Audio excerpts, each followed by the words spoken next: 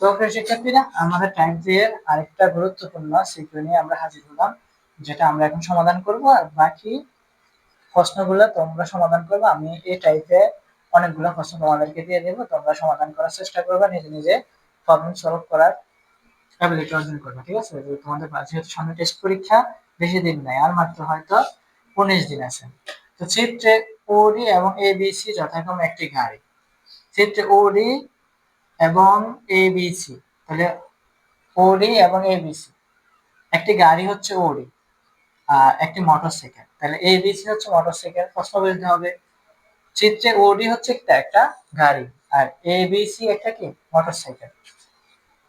মোটরসাইকেলের বেগ নির্দেশ করে ফি বিন্দুতে লাইট পোস্ট আছে। তো ফি বিন্দুতে একটা লাইট পোস্ট আছে, যেখানে হচ্ছে যে আলো জ্বলে, লাল নীল হলুদ বাতি জ্বলে। তো আমাদেরকে এখানে যে গাড়িটির লাইট পোস্ট কত বেগে অতিক্রম করবে, গাড়িটির লাইট পোস্ট কত বেগে অতিক্রম করবে। তো আমাদের এখানে চিত্র ওডি একটি গাড়ি, তাহলে আমাদের এখানে অবশ্যই ওডি আর মানে ও কিন্তু প্রথম থেকে শেষ পর্যন্ত তার কি ব্যাগ বিদ্যুৎজনিত ভাবে চলছে, ব্যাগ বিদ্যুৎজনিত ভাবে চলছে। তাহলে এখানে কি আছে, ত্বরণ আছে। ওডি অংশে একটা কি আছে, ত্বরণ আছে। আমাদেরকে সর্বপ্রথম ত্বরণটা বের করে নিতে হবে যে গাড়িটা কত ত্বরণে চলছিল। তাহলে তার এখানে আদি বেগ কত থেকে শুরু হয়েছে স্যার, আদি বেগ সে কিন্তু এখান থেকে 0 থেকে শুরু হয়েছে, আর শেষ বেগ কত স্যার 45। ঠিক আছে, আদি বেগ 0 থেকে শুরু হয়েছে আর শেষ বেগ হচ্ছে 45।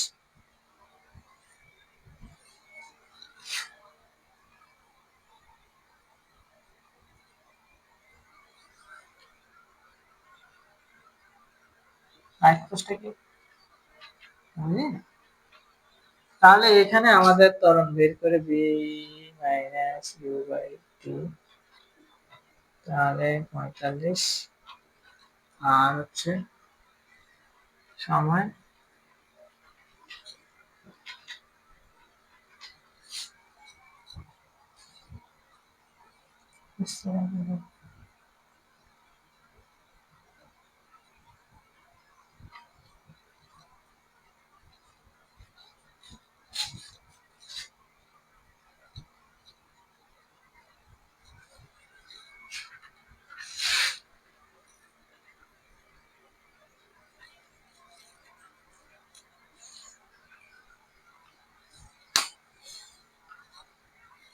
তো প্রিয় শিক্ষার্থীরা,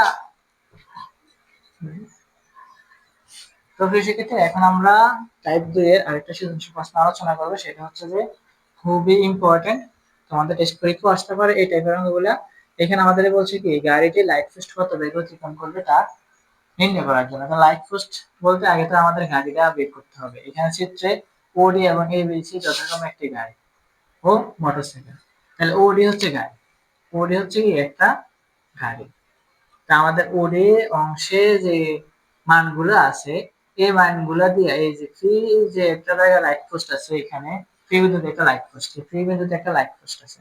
তো গাড়িটি যখন ও বিন্দু থেকে যাত্রা করে ডি বিন্দুতে ফ্রি বিন্দুতে ব্যাক করে যাবে, এই ফ্রি বিন্দুতে যাবে, তখন তার ব্যাগটা কত হবে আমাদেরকে ব্যাক করা হবে। আমরা কিন্তু ডি বিন্দুতে গেলে তার ব্যাক হয় কত 45 মিটার পার সেকেন্ড জানি। আর এখানে তোমার হচ্ছে যে এই বিন্দুতে আসলে তার বেগ কত হয়, তার বেগ 30 মিটার পার সেকেন্ড হয়। কত 30 মিটার পার সেকেন্ড হয়। তাহলে আমাদের এখানে এটার বেগ আর এটার বেগ জানি, তাহলে এইটুকু পর্যন্ত তার যেহেতু আমরা মান জানি, এইটুকু পর্যন্ত তার ত্বরণ কত আমরা বের করে নিতে হবে। আর এতটুকু সময় কত 20 সেকেন্ড পর্যন্ত চলছে, কত সেকেন্ড পর্যন্ত চলছে 20 সেকেন্ড। তাহলে এখানে আমরা এইখানে আদি বেগ একেবারে হচ্ছে যে বিন্দু থেকে শুরু হয়েছে 0 মিটার পার সেকেন্ড।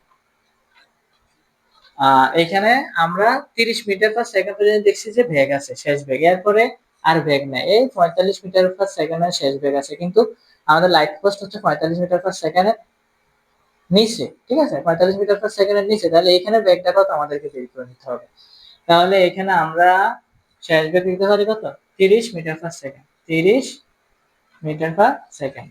আর এখানে আমাদের সময় এতটুকু পর্যন্ত 30 মিটার পার সেকেন্ড বেগ পর্যন্ত সময় কত ছিল 20 সেকেন্ড ছিল। তো টি ইকুয়াল 20 সেকেন্ড সময় ছিল। তাহলে এখানে ত্বরণটা কত আমরা বের করি, ত্বরণ ইকুয়াল হোয়াট। তাহলে জানা আছে আমাদের ত্বরণের মান। জানা আছে ত্বরণ হচ্ছে a equal b minus u by t, a equal b minus u by t। তাহলে b এর মান কত স্যার? b এর মান হচ্ছে 30, আদি বেগ 0, t এর ভ্যালু 20। তাহলে আমরা যদি 30 আর 20 এ ভাগ করি তাহলে আমাদের মানটা বেবি বাই হয় 1.5 metre per second, 1.5 metre per second square. তাহলে আমরা ত্বরণ পেলাম। তো ত্বরণটা আমরা এই পাশে লিখে ফেলি, ত্বরণ যেহেতু পেয়ে গেছি। এবার স্যার আমি কিভাবে অঙ্ক করব, ঠিক না? এবার লাইট ফোর্সটা কোথায় আছে? এখানে আছে না? এখানে সময়টা তো আমরা জানি না। তাহলে 30, এই 30 যোগ 20 দিব। তাহলে 30 যোগ 20 কত হয়? 50 হয়। 50 কে 2 দ্বারা ভাগ দিব। 2 দ্বারা ভাগ দিলে যেহেতু এখানে ব্যাগ দুইটি আছে, কত হয়? 25 সেকেন্ড। কত সেকেন্ড? 25 সেকেন্ড। তাহলে আমাদের এখানে আমরা 25 সেকেন্ডে লাইট পোস্টটা এখানে ছিল। 25 সেকেন্ডে লাইট পোস্টটা এখানে ছিল। 25 সেকেন্ডে তার ব্যাগটা কত আমাদেরকে বের করতে হবে স্যার। শেষ বেগ, এটা আদি বেগ, এটা শেষ বেগ। তাহলে শেষ বেগের সূত্র আমাদেরকে জানতে হবে। শেষ বেগের সূত্র কয়টা স্যার? শেষ বেগের সূত্র হচ্ছে মেবি আমাদের জানা আছে দুইটা। শেষ বেগের সূত্র আমাদের মেবি জানা আছে কয়টা? দুইটা। একটা হচ্ছে যে v square u square plus 2as। তাহলে এখানে তো আমাদের s এর ভ্যালু জানা নাই, আছে নাকি? s এর ভ্যালু জানা নাই, তো আমাদের এই সূত্র ইউজ হবে না। এই সূত্র ইউজ হবে না। আমাদের সূত্র হচ্ছে v equal u plus 80, u plus 80। তাহলে আমাদের এখানে আদি বেগও জানা আছে, ত্বরণও জানা আছে, সময় জানা আছে, শেষ বেগ খুব সহজে আমরা বের করে নিতে পারি। তাহলে আমরা কিন্তু সূত্র মানের উপর নির্ভর করে প্রয়োগ করবো, ঠিক আছে? তো জানা আছে b কে u প্লাস 80। তাহলে আমরা u এর মান, আদি বেগের মান কত স্যার জানি? আদি বেগের মান আমরা জানি 0, আর ত্বরণের মান বাইর করছি 1.5, আর সময় হচ্ছে কত সেকেন্ড? 25 সেকেন্ড। তাহলে আমরা 1.5 25 কে যদি গুণ করি তাহলে আমাদের মানটা মেবি বাইর হয় 37.5 metre per second, 37.5 metre per second. তাহলে আমরা বলতে পারি যে লাইট পোস্টটি গাড়িটি লাইট পোস্টটি কত বেগে অতিক্রম করবে? 37.5 মিটার পার সেকেন্ড। অতএব লাইট পোস্ট অতিক্রম করবে